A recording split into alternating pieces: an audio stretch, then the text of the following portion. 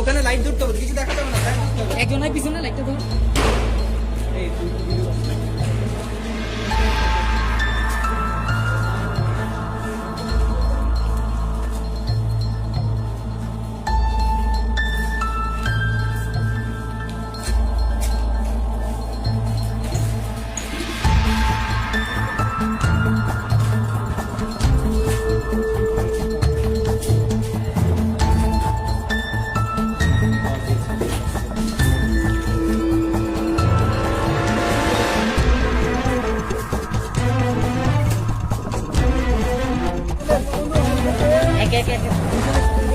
বলেন তো 30 number room থেকে পাইছে এগুলো।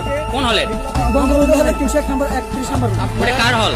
এটা ছিল বঙ্গবন্ধু হল। মানে কার কার নাম লেখা ছিল? ওটা হচ্ছে ছাত্রলীগের দপ্তর সেল। ডক্টর ছিল। কি কি ছিল এখানে? এখানে আরো ওষুধ ছিল, এখন আমাদের বোতল ছিল। আরো ছিল।